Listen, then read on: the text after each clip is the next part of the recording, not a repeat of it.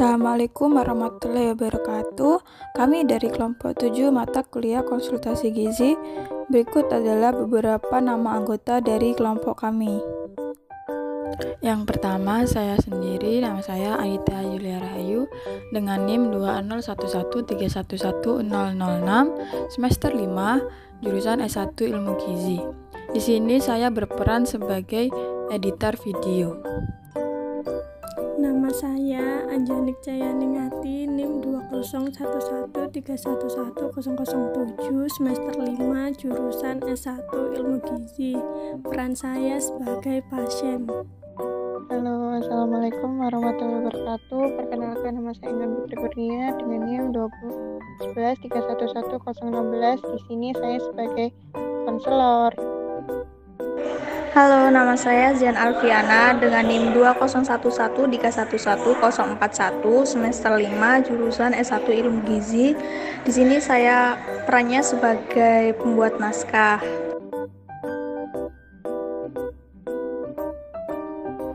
Nyonya A adalah seorang ibu muda berusia 23 tahun yang baru saja melahirkan anaknya sebulan yang lalu dan sedang menyusui. Nyonya A ini merupakan seorang pegawai di salah satu perusahaan swasta. Nyonya A memiliki tinggi badan 153 cm, lila 27 cm, dan berat badan 56 kg. Nyonya A mengunjungi konselor atas dasar keinginan pribadi karena ingin mengonfirmasi mengenai informasi seputar ASI dan menyusui yang Nyonya A baca di internet. Nyonya A memiliki pola makan yang buruk, yaitu sering delivery makanan, biasanya seperti junk food, seperti pizza, ayam goreng, dan makanan lain yang cenderung enak sebanyak 4 kali dalam seminggu.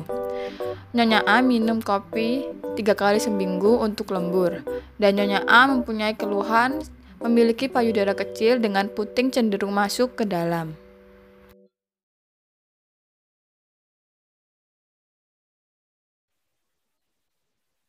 Permisi, selamat pagi. Selamat pagi juga, Ibu. Baik, silakan masuk. Iya, Bu.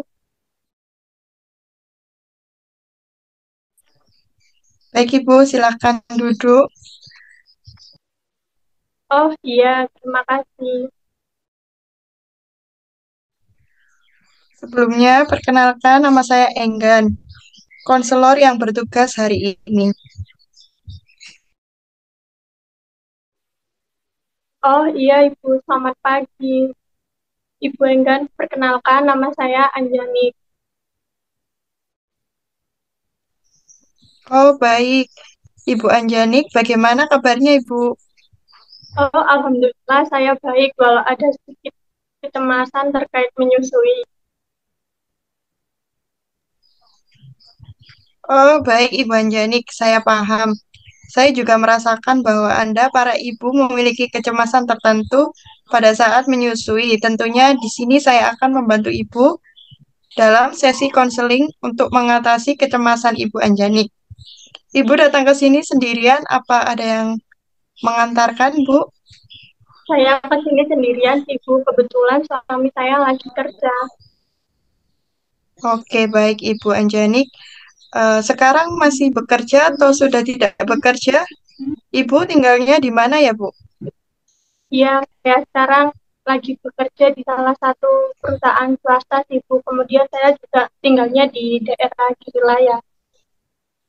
Oh, begitu. Cukup dekat ya, Bu, dengan rumah sakit ini. Oh iya, kira-kira Ibu mengunjungi konselor atas dasar keinginan pribadi atau ada yang merekomendasi, Bu? Saya mengunjungi konselor ini memang atas keinginan pribadi sih Bu, karena saya belakangan ini sering membaca artikel terkait menyusui. Banyak hal yang ingin saya tahu untuk kebenarannya dan juga saya memiliki sedikit masalah terkait keberlangsungan menyusui saya. Hmm. Oh iya, di sini saya akan sambil mencatat ya, Bu, beberapa hal yang kita diskusikan hari ini. Oh iya, Ibu, saya sangat mengapresiasi karena Ibu memiliki inisiatif melakukan konseling ini. Sebelum kita memulai konseling ini, sebaiknya kita melakukan berat pengukuran berat badan, tinggi badan, dan lingkar lengan ya, Bu. Mari, Bu. Oh iya,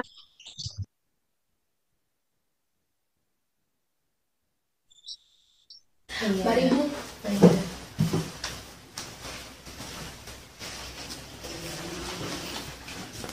Pengukuran berat badan, silahkan Ibu melepaskan alas kaki, kemudian naik ke timbangan.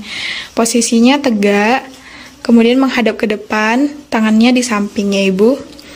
Oke, baik. Sudah Bu, boleh turun.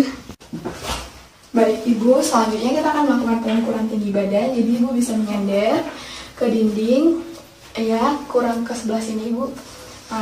Tolong tangannya, dengkul, pantat, dan tumit yang di bagian belakang menyatu ke dinding ya Bu. Permisi ya Bu, saya izin naik.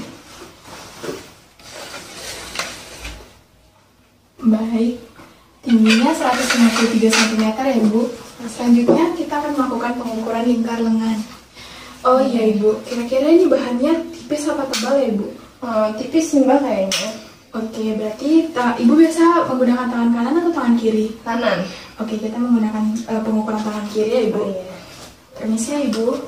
Tangannya boleh dikedepankan begini.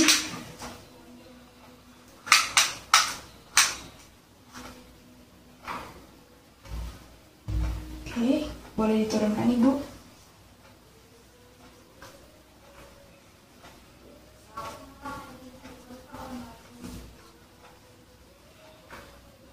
Baik, untuk nilainya 27 cm ya Ibu. Terima kasih. Mari Bu. Oke, baik. Silakan duduk kembali, Bu. baik Bu. Di sini kita sudah mendapatkan data pengukurannya Ibu untuk berat badan Ibu 56 kg. Nah, di sini saya mau bertanya, waktu terakhir kali menimbang saat Ibu hamil, berat badan Ibu berapa ya, Bu? Saya kan nimbang sekitar 1 bulan yang lalu, ya Mbak. Itu sebelum melahirkan itu kira-kira 61. Saya sambil mencatat ya, Bu. Kemudian, tadi untuk pengukuran tinggi badan Ibu 153 cm, untuk lingkar lengannya 27 cm. Untuk lingkar lengan atasnya itu termasuk tidak terjadi kekurangan energi ya Bu, artinya normal. Normalnya itu lebih besar dari 23,5 cm. Baik Ibu Anjanik, setelah melakukan pengukuran antropometri, izinkan saya untuk menjelaskan proses konseling ini. Konseling ini akan dilakukan selama 15 menit. Dalam prosesnya, kita perlu bekerja sama untuk menemukan strategi yang tepat untuk memecahkan permasalahan Ibu. Tentunya sesuai dengan Ibu juga di sini, kami akan memberikan informasi dan edukasi yang Ibu butuhkan. Jadi, Ibu kira-kira masalah seperti apa yang dapat kita selesaikan ya, Bu? Jadi gini Bu, kan setelah hampir 1 bulan saya melahirkan dan menyusui, saya merasa bahwa produksi ASI saya itu sepertinya sedikit, padahal saya juga sudah berniat untuk memberikan anak saya ASI eksklusif. Nah, saya itu menyadari bahwa pola makan saya itu juga kurang selama menyusui ini.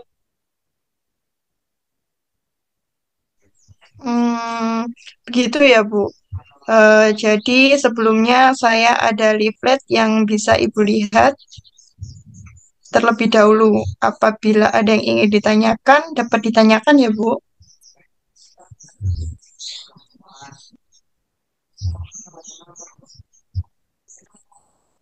Ini ada leaflet ASI. Di sini kita bisa mengetahui apa itu sebenarnya ASI. Bagaimana pentingnya ASI dan apa itu ASI eksklusif sudah bisa kita baca di sini. Nah, sekarang saya akan memberikan kepada Ibu. Jikalau ada yang mau ditanyakan kembali, nanti bisa ditanyakan ya, Bu.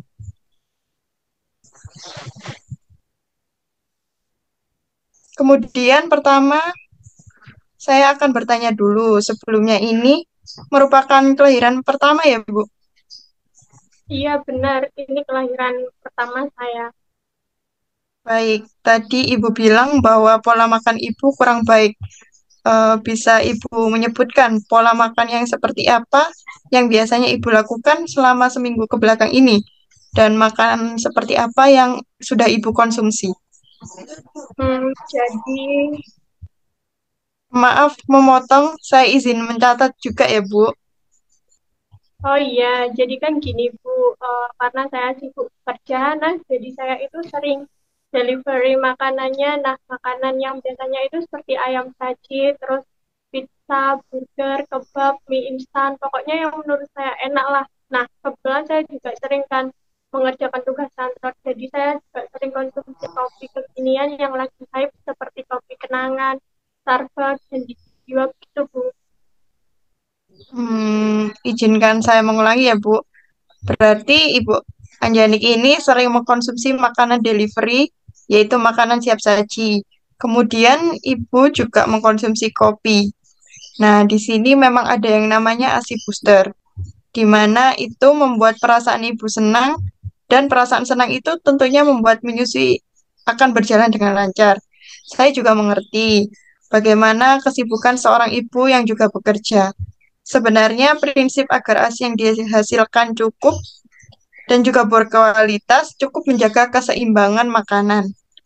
Nah, di sini itu ada yang namanya isi piringku.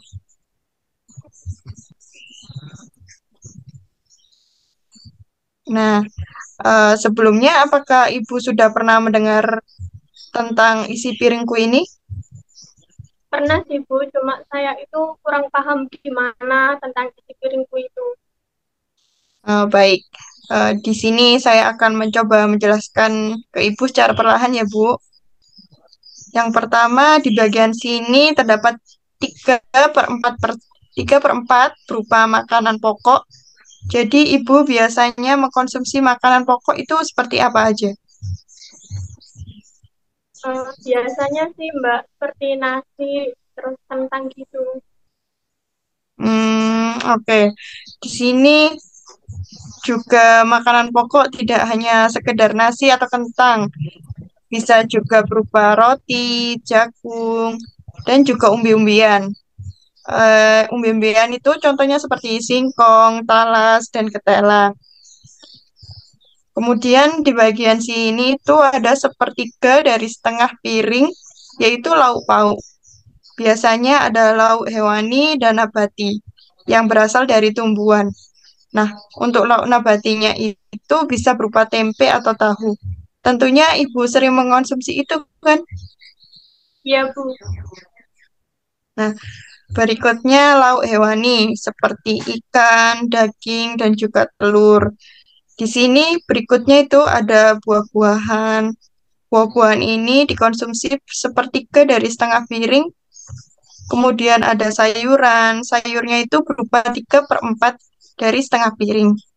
Ada beberapa sayuran yang bisa digunakan untuk meningkatkan produksi ASI.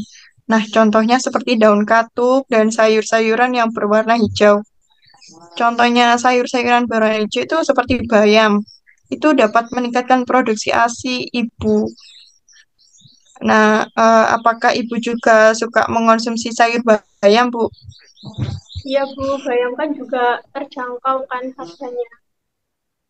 Ya, benar. Apabila ibu mengabaikan pengaturan menu seimbang, ini dengan cara mengurangi porsi karbohidrat atau lemak atau sayur-sayuran, tentunya akan berdampak pada produksi ASI dan nutrisinya ibu.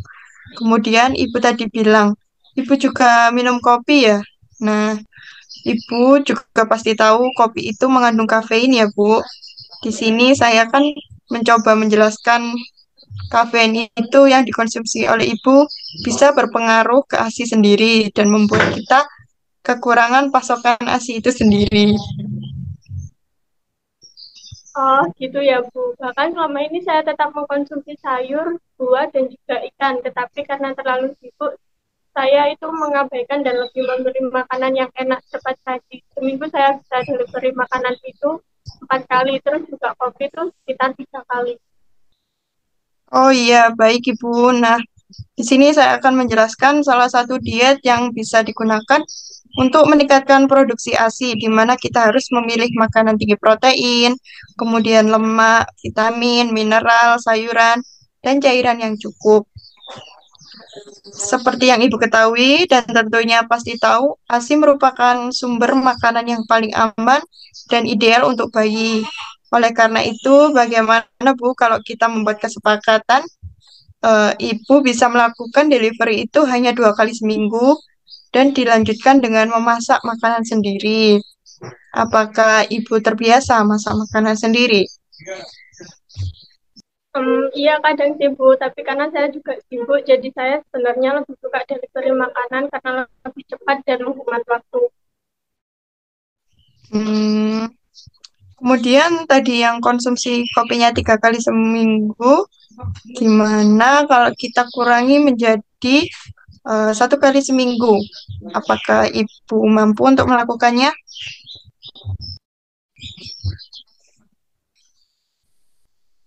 Sebenarnya itu saya sadar dengan mengurangi makanan cepat saji dan kopi itu bisa meningkatkan produksi ASI-nya. Tapi makanan cepat saji itu benar-benar bisa menghemat waktu dan kopi juga bisa membantu saya menyelesaikan pekerjaan kantor saya.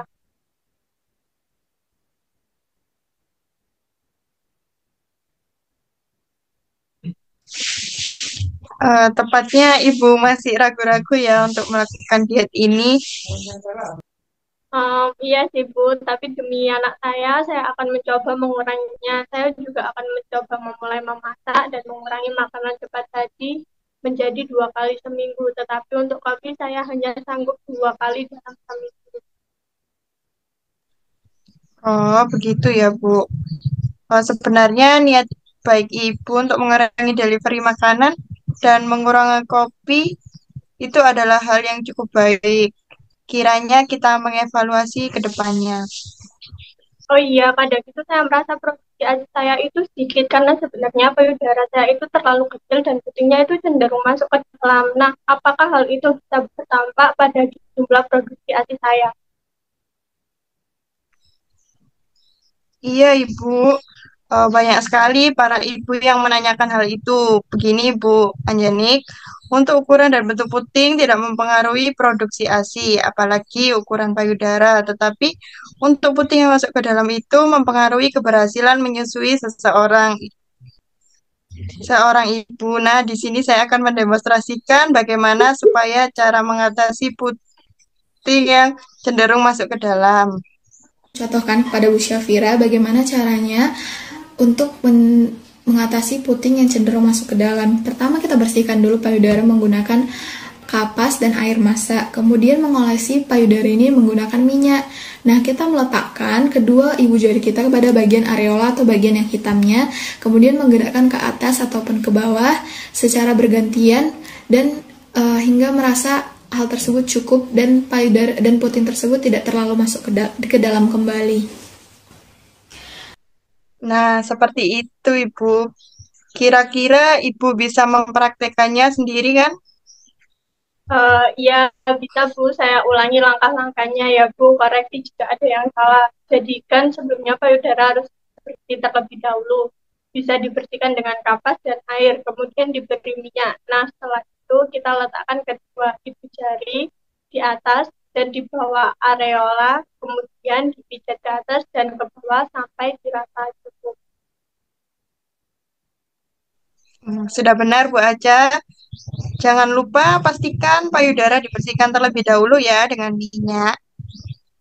Oke Ibu, jadi saya sudah merasa lega dengan penjelasan dari Ibu. Saya rasa saya mampu melakukan ini secara rutin. Tampaknya Ibu sangat cepat dalam memahami penjelasan yang saya sampaikan ya, Bu. Terima, terima kasih Bu atas penjelasannya. Oh iya, dari beberapa yang sudah kita diskusikan, kira-kira hal apa yang sudah Ibu dapatkan? Oke, jadi saya akan mengurangi makanan cepat saji dan kopi, menjaga kebersihan payudara saya, untuk meningkatkan produksi ASI dan kelancaran menyusui untuk anak saya. Kira-kira dari beberapa yang sudah kita sepakati, apakah Ibu sudah benar-benar bisa berkomitmen? Ya, insya Allah, Bu, ini juga demi kebaikan anak saya, akan saya usahakan. Benar, Ibu. Saya sangat senang kalau Ibu sangat bersemangat untuk melaksanakannya. Semoga semua dapat terlaksana dengan baik.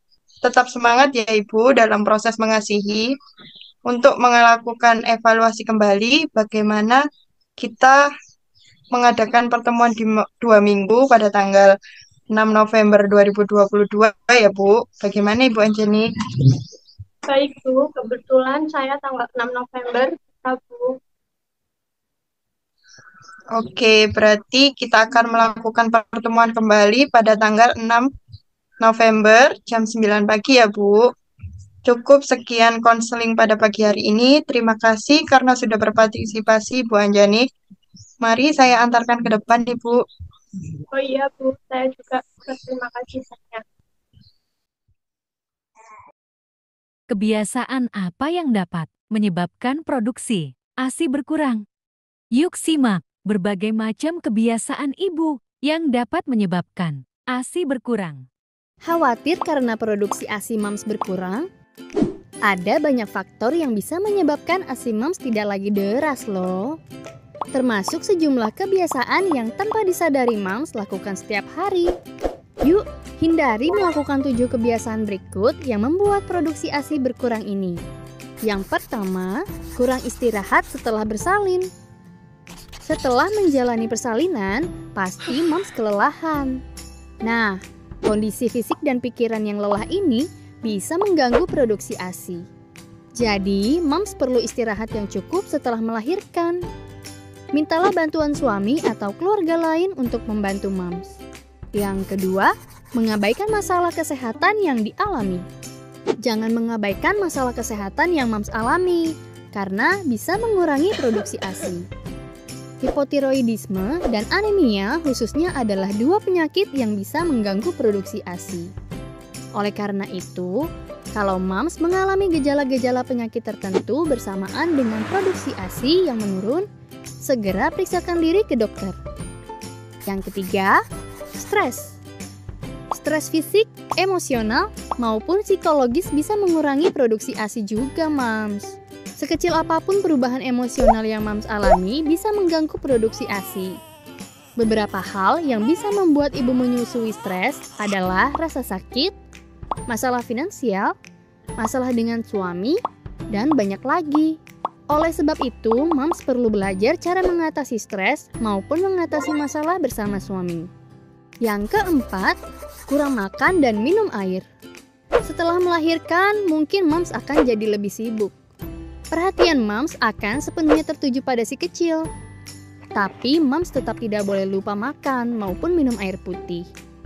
Ini karena kurang gizi dan cairan menyebabkan produksi ASI berkurang.